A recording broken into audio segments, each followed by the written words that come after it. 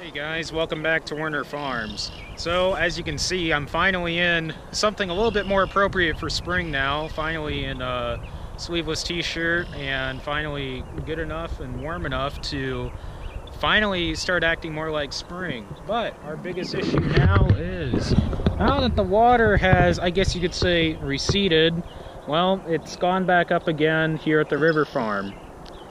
Well, the pump has broke down. The problem is a couple bolts sheared and possibly even more down at the bottom.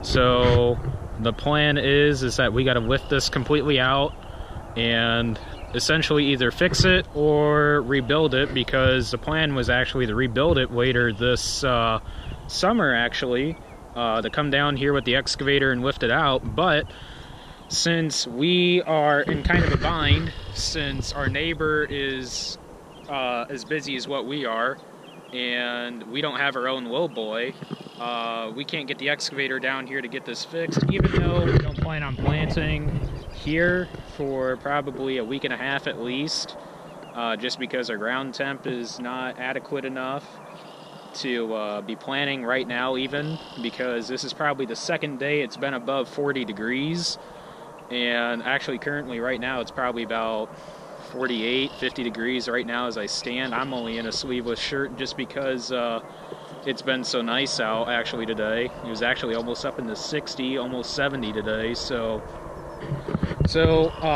in order to get this out, actually, we called our neighbor, and he has actually two backhoes. One's a little bit bigger than the other one. Actually, the one is actually the biggest model they make of the series he's got. So we're actually gonna grab that from him and bring his biggest one down here and use the backhoe on the back to just lift this up out of here. That way we can get this fixed. It's currently Friday, April 20th, and I don't think we're gonna work on this tomorrow because we'll be starting the spray burn down finally, and finally get out in the fields, and we'll probably get after this probably Sunday this weekend, if not sometime next week. So I'm not sure if I'll get any footage of this. Okay guys, just checking back in with you. So the pump is out of here. So change of plans. It's Saturday. It's been a day since I've talked with you guys, and I wish I would have got footage of this. It was actually kind of cool how we got this out of here. So really all it was just bolted on to this pipe that leads all the way under here out to the discharge pipe where it discharges out into the river, the Kankakee River. So we actually have the float kind of just laying right here. This is actually a Knipp welding pump based out of DeMont, Indiana. I'm not sure. Many of you guys, maybe in southern Indiana, might have heard of them, or maybe even have them. I don't think many of you guys out of state, though, will know who Knipp Welding is. Essentially, Knipp Welding is just a place that manufactures ditch pumps, mainly specializing in this type, I guess you could say. We've always used them. This is actually, I think, been here since probably when we actually got the first chance at farming this, so since 76. So I'd say probably since 78, I would say 79 this pump's been here. If not, I'm not exactly sure on the date or the year on this, but I'm just going to take a stab and say 78, 79, 76, I'm not sure, somewhere around in there, since we started farming this in 76. So shortly after we started farming this, we put this pump in here, so it's been since then. And I think this has been rebuilt once before, so by them. So we're just gonna, we thought it was just a simple break in the shaft that we could easily fix, but after we kind of tore it out and lifted it out of here, which I'll show you later, it was pretty well junk. So the plan is to go ahead and have them cut the base of it off and just completely restart and start anew with it. So I'll go ahead and drive down there to where we had the pump, and also the backhoe that we got from our neighbor to borrow and use to get this out of here, to kind of give you guys an overview of that, which honestly I got to drive it today quite a bit, and it's actually pretty cool. So I'll go over the backhoe also. Okay, so we ended up just carrying the whole pump down here and just laying it here, and we'll pick it up and put it on one of our older gooseneck trailers that we actually sold to my uncle, the same one who does the powder coating, and we're going to borrow it from him and load it on here and take it over to the Mott, over to Knipp's, and they're essentially going to cut somewhere along here, cut it completely clean off, and completely redo this, put a new shaft on. And since, as you can kind of see, it's kind of hard to tell, but this is pretty well shot. There's actually a hole worn in on this fan shroud right over there. And actually the fan, if I can kind of show you guys, it's pretty well shot. It shouldn't be able to move really, and it's kind of hard to show you guys, but essentially this is completely junk right now. So essentially they're going to cut somewhere along here, cut it off. Actually, I think that's about right where they did it last time, and or maybe it was up here, I'm not sure. Somewhere along here they actually cut it clean off, and they're going to redo this completely again, and then we'll just stick it back on there. And we actually have the motor off, and we're going to go ahead and redo and put new bearings in it. We're going to take it over to Indiana Electric. I think that's who does our motors. I'm not sure exactly what the company is. I think it's Indiana Electric. I think that's what it's called. I might be mistaken though, but we're going to go ahead and have that all be rebuilt, and we'll stick that on there again, put new belts on it since it was going to need new belts anyways. So honestly, this is going to be the plan this summer, to actually have this redone, but you know, we kind of got to get that water off. So well, in order to actually have this functioning, it's got to be rebuilt. So more than likely we'll have this back here next weekend, and hopefully I can get some footage of that going back in. I just didn't want to take the time to run back all the way home, or have Dad run back and grab the GoPros, since we were down at our neighbor's getting this, his Cat 450E. I believe it's the 450E, unless that's just the bucket, but I'm pretty sure it's a Cat 450E backhoe. This thing is actually pretty awesome. I would not mind having something similar to this. This is actually pretty nice, and I wouldn't mind having one of these. I'll go ahead and hop up in the cab in a few minutes and kind of go over it and kind of drive it around a little bit and show you guys exactly how this works, because I know most of you guys have not really been in one of these before or have ever operated one of these before. I haven't operated anything like a well, I can't say like a backhoe because we have our excavator, but I can't say I've ever operated something like this before until today. I mean, this is actually pretty awesome to drive and use, especially with the outriggers and the backhoe attachment on the back. That's actually a really nice feature. I really like that. So I'll go ahead and hop up in the cab and show you guys that, since I'm pretty much done talking about the pump then.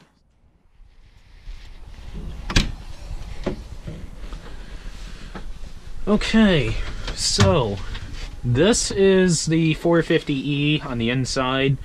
It has a swivel seat. If I flip the latch up, I can switch.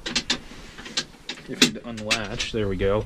I can turn all the way around and operate the backhoe from back here. I'll get to that in a little bit.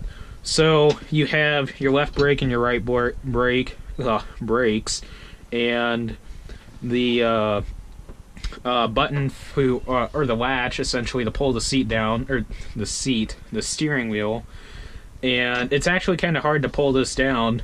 I don't know why Cat designed it like this. I don't know if it's some dampeners that they have in this actually cause this to be hard to pull down or something, but then here is your throttle. Then you have an assortment of buttons such as a manual and automatic transmission, a auto and manual, I guess you could say suspension ride, I guess, something.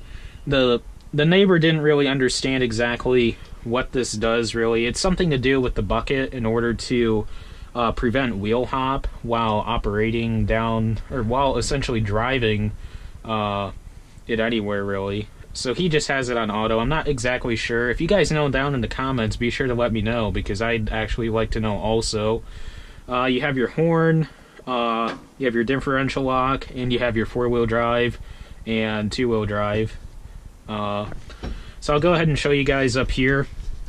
It actually has turn signals and windshield wipers, and I believe windshield fluid, yeah.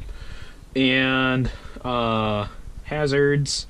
And also over here, you can kind of see, it's kind of hard to show you guys, but if you guys can kind of see this, this is actually the manual transmission. So right now it's in first gear, then second, then third, then fourth. So really, if you wanted to do this in automatic, you would automatically go down and scroll down to fourth gear, and you would go ahead and take off. Now, I actually did this in automatic just because the neighbor recommended driving this in automatic, and I took off.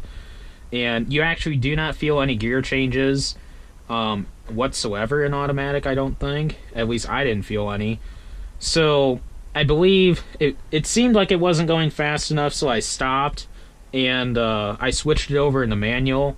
Now manual, it's kind of like driving a tractor, but there's essentially no clutch in this situation though. So what you do is, in this situation, you let off the throttle a little bit, and then you click it up into the next gear, and you'll kind of feel it engage.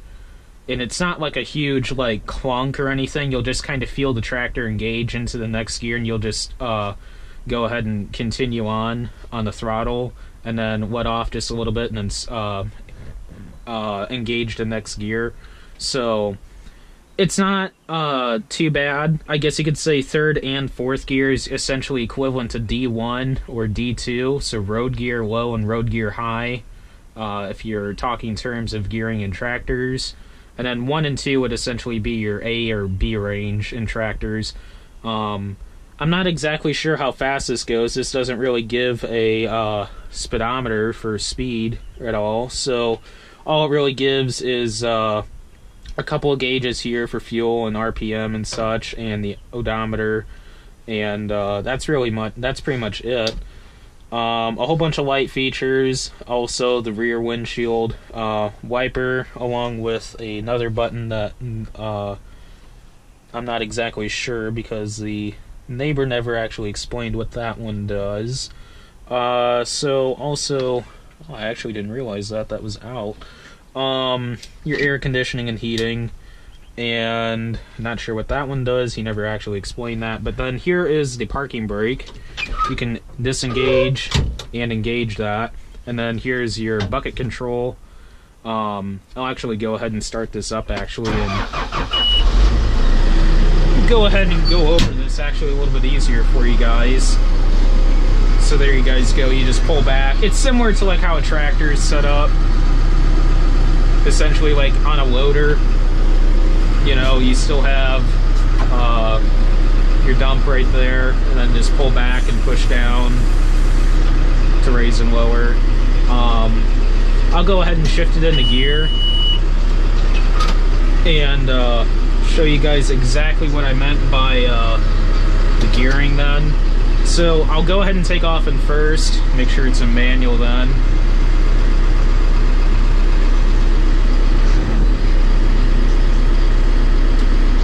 So you'll just push it right up, and then you're in essentially in first gear, forward, and then if you wanted to just let off just a little, go into 2. You can kind of see it lurched a little bit.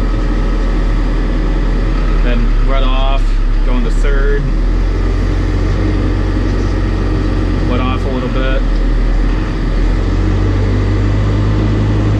and then you're in fourth gear. I'd say that's about 3/4 speed, essentially. I mean, it doesn't go that fast, but for what it is, it actually goes pretty quick. So, that's pretty much it for driving it in the front, I guess you could say. There's not a whole lot to it, really, driving it up here, except, you know, your gear ranges and stuff like that. And then essentially to stop, since when you let off the throttle, you're kind of still going. Higher gear, it kind of essentially stops, just because it kind of stalls out, really. So you'll just hit the brakes to stop, and then if you really wanted to, you can shift it all the way down to first, and then just pop it back into neutral then. And then just engage the parking brake, and that's pretty much it. So I'll go ahead and switch around to the back here. If I can get the latch to actually unlatch. There we go. And so here is the cooler part of the backhoe. So you can go ahead and flip this latch, and the controls will actually come back to you then. So here's your throttle, I guess, for operating the backhoe portion of the backhoe.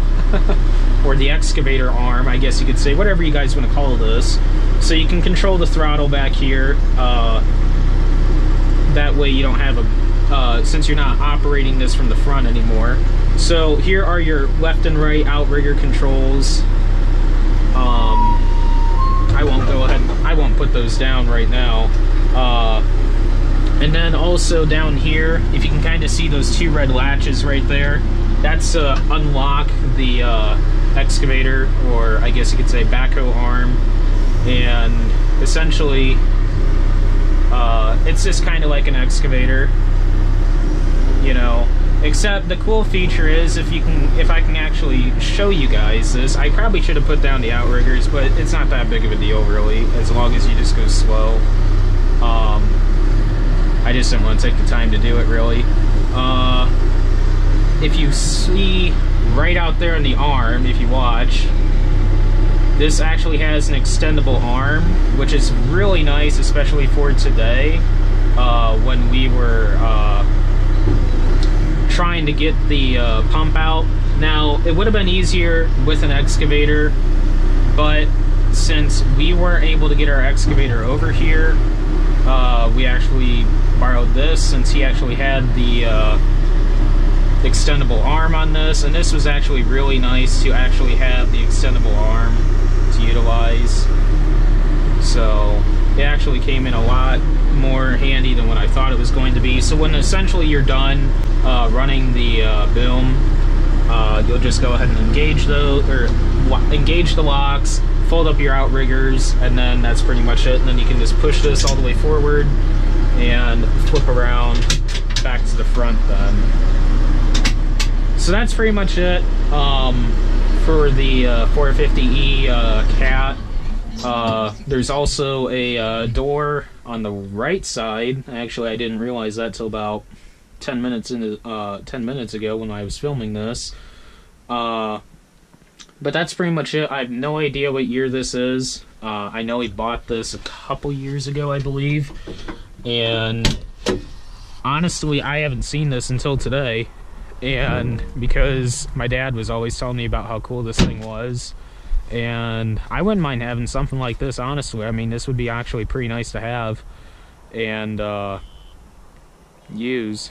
So it'd just be kind of nice to use on the farm, just for a just a way to run around and do stuff that the loader can't essentially do, because really the loader does not have a mini excavator arm on the back to actually utilize to actually clean smaller ditches or do stuff with, and essentially in places where the excavator can't get to easily. So kind of just gonna be a short video, not gonna be too exciting really. Well, I guess you can't say it's gonna be that short, but it's not gonna be that exciting just because I didn't take the time to get any footage. I kind of wish I would have got some footage, but I probably won't get any footage next weekend either of us putting this in. It also depends also on when we get this back from Knipp's to put this in, because especially on getting that water off, you guys are probably wondering when we're going to start planting. It's not because it's like this everywhere, it's just here. But we won't be planting until probably the 1st of May, almost, just because our soil temp right now isn't warm enough to even consider planting, really. So, really, this is probably the wettest portion of our ground anyways, so really it's not that big of a deal as long as we get the pump in, preferably within a week, if not 2 weeks, we'll be fine. It's not a big deal. So the plan is then for tomorrow to go ahead and start spraying burn down. I don't think we're going to do anything on this field just yet, or any of these fields out here yet anyways, partly because of the water standing, but also you guys are probably wondering what all the green is out in the field. No, that is not volunteer beans, and no, that's not volunteer corn. That is actually cereal rye that, if you guys remember back on August of last year, from Instagram, I was talking about having this aerial flown or aerial seeded. Kind of mixed feelings on it. Not too hyped up about it, really. It looks a lot better looking down the rows than what it is looking straight down on it, because it's kind of deceiving, really. I think mostly, since this was actually a whole-blown mix, just like what we put everywhere else, the only thing that's out here actually right now is rye, and it's kind of disappointing to see that. But at least there's something out here. There's actually supposed to be clover and rape, and I believe there's wheat out here, but I believe currently right now there is wheat, so I can't say much about the aerial seeding, really, because I'm not sure if it was just because the corn was just so lush and dense, because of how high yielding it was here. This field actually right here averaged 265, I believe, 250, 265, somewhere in there. Yeah, 260, 265, I believe. If not, it was 235, one of the two. But this was actually the highest yielding year for this farm, actually. So that was actually pretty cool. So that was partly, I believe, why we didn't get a good stand establishment on the rye, and also the other cover crop products that we had out here. So the plan is also, though, to do a lot more broadcast seeding, though, with the big A's, and to vertical till it in, because we've had huge success doing that.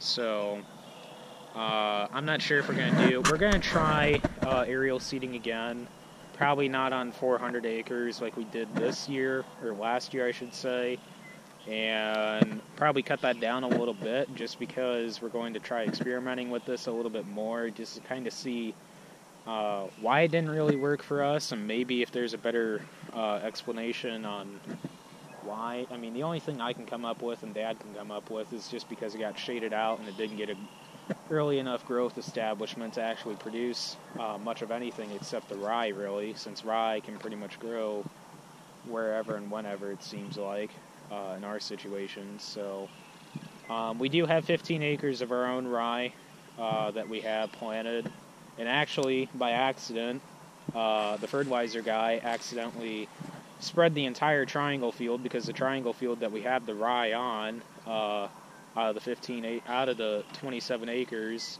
of the 15 acres of rye, he accidentally spread the entire field for corn, even though the remaining, I don't know, what would it be, 13 acres-ish, 12-ish, depending on what's there, really, is going to be corn. So he accidentally spread the entire field for corn, mistaking the rye as just a meager cover crop, even though we're actually going to save that for seed. So besides managing the rye, our own rye, for like wheat, So essentially whatever we do to the wheat for top dressing it and everything for nitrogen applications and such, that we're going to do also on the rye, it also got fertilized for corn there. So it got twice the amount of fertilizer essentially needs. So potentially we're looking at 100 bushel rye. Not saying we could, or we're not, but where we might, you know, all I'm saying is that there is potential for 100 bushel rye out there. Would it be crazy if it, like, does happen? Yeah, I mean, honestly, you don't really hear 100 bushel rye in many circumstances, like, you know, just by regularly seeding it. So, really, depending on what comes out of this, if it, you know, yield-wise, you know, we might be doing it similarly to how we did it this year, but probably cut down on fertilizer, because we're also going to think about using some Palisade, which, if you don't know what Palisade is, it's some form of growth regulator to regulate the height of the plant. So what essentially we're going to do is I believe we're going to utilize this also on the wheat, but due to the fact that we're actually going to fertilize the rye just like wheat, rye, if many of you guys know what rye does, by adding a lot of nitrogen to it, it tends to get very tall.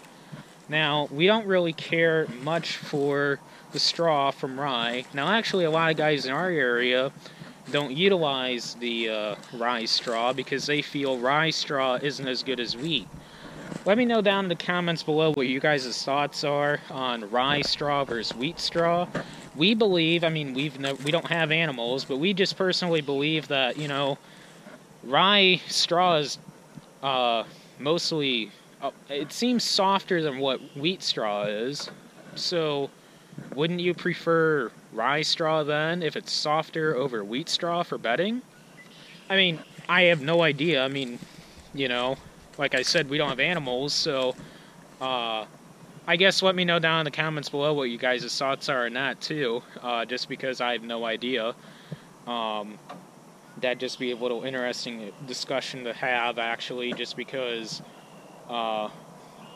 you know, some neighbors are thinking about buying some of the straw from us just to try it out, but they don't believe it'd be better. But I just figured, you know, throw that out there and have you guys post some comments down below on what you guys think. But so back to Palisade. Palisade, I believe, is a Syngenta product, and we're going to try it out this year just because we want to regulate the height of that rye, just because rye with a lot of nitrogen tends to get very tall then. So in order to keep the height of the rye down and put that energy towards producing more seed, we're going to throw Palisade out there, I believe, on the last pass of top dress. I believe. Don't quote me on that. But, so that's the plan for the rye, and that'll actually go across a lot of our acres then, similar to this. So we actually bought, the only rye we bought was about for equivalent to 65 acres, which was actually just over the side, over the Kankakee River here, just not even a mile over there, for a patch that we farm over in Stark County. And that was the only rye we actually had to buy. Most of the ground actually was covered with our own rye, so that's kind of cool that we're becoming more self-reliant on cover crop seed. So we really don't, except for buying some from Center Seeds for the mixes, really. But since cereal ryegrass is so expensive, it's kind of nice to actually be able to raise it on our own. So I'll go ahead and cut this video off. That way this doesn't get any longer than what it should be. So I just wanted to give you guys a little bit of an update on what's going on with the pump, because I know a couple actually the last video, spreading fertilizer, I actually mentioned that we had issues then with the pump, so I figured I'd just check in with you guys on that, and kind of talk to you guys a little bit about the cover crops then, just because, you know, you guys have been asking me a little bit about the cover crops and what our plans are and stuff like that, so I'll keep you guys up to date on the cover crops just because that's something kind of cool and seems to be taking off a lot, even though we've been doing it for like 15, 20 years really, but not on a larger scale really like this. We've actually started doing this on a larger scale like this, about 5-6 years ago, but here and there we've done patches before for the past 20-25 years, just doing stuff with cover crops a little bit, and annual ryegrass and cereal ryegrass and vetch and all different other sorts of mixes. So, but otherwise, thank you guys for watching, and don't forget to like, comment, subscribe down below, and I'll catch you guys in the next video then.